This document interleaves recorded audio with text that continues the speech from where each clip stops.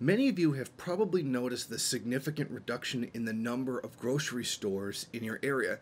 Well, you're not crazy. There really is a severe reduction. Since 2015, there has been the closing of numerous major grocery stores across the United States, which currently employed about 125,000 workers. These stores have filed for bankruptcy. So, what's the cause for this? Why are these grocery stores disappearing over all this time?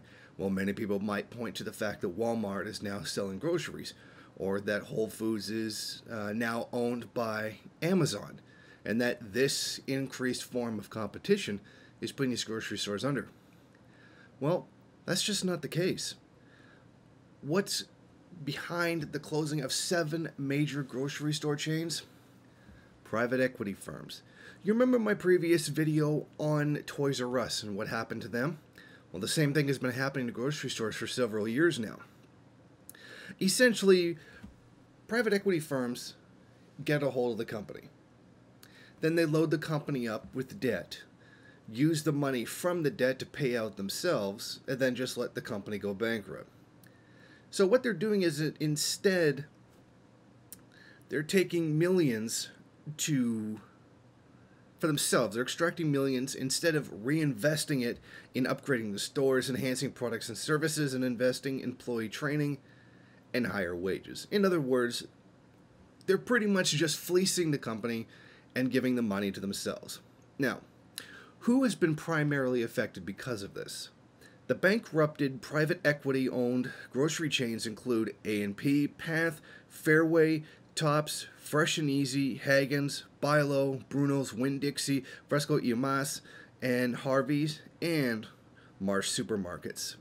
Now, these are largely affecting unionized workers from the UFCW, the United Food and Commercial Workers Union, a union which I did once belong to. I once belonged to a chapter of it in Canada.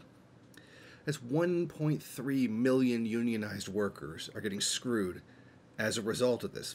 Now, the question remains, exactly how is this being done?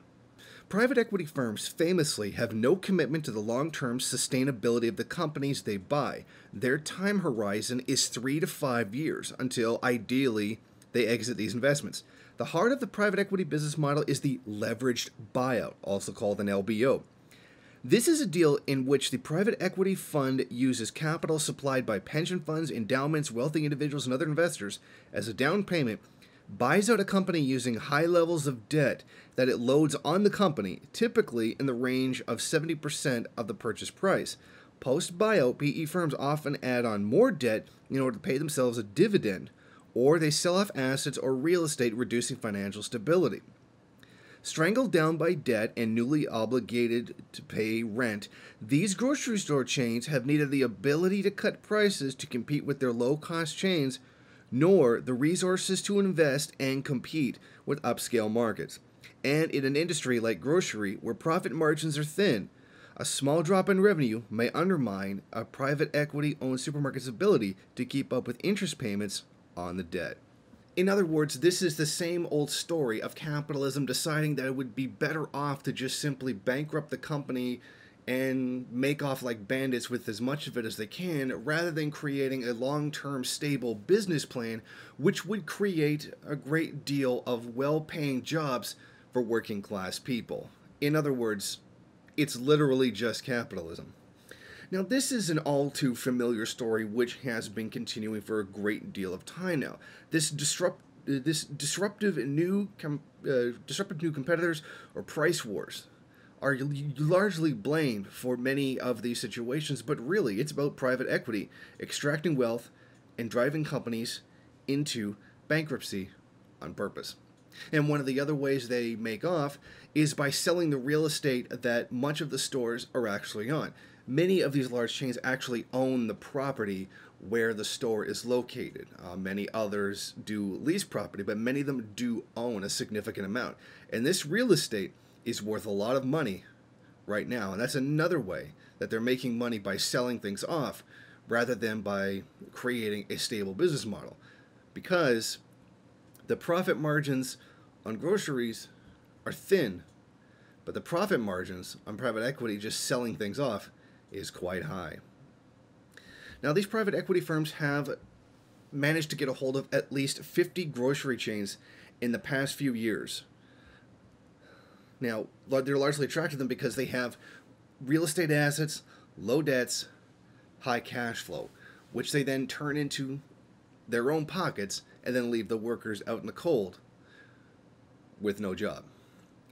Now, we get a kind of a different story if something was employee-owned, and I'm not talking about some, bullshit stock option. I'm talking about a collectively owned, like a co-op, a real thing. Well, see, these kinds of things really wouldn't happen because, well, you usually don't tend to vote to put yourself out of a job, and that's usually not how that works.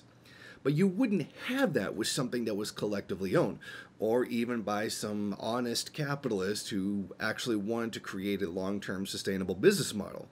But seeing as how the profit is in destroying the company rather than actually making it functional and have it be a long-term brand name with a lot of recognition and market power, we kind of have the market making it very clear that destruction is far better than construction, and that's one of the ideas that we are given about capitalism, that somehow it builds up, it doesn't really tear down.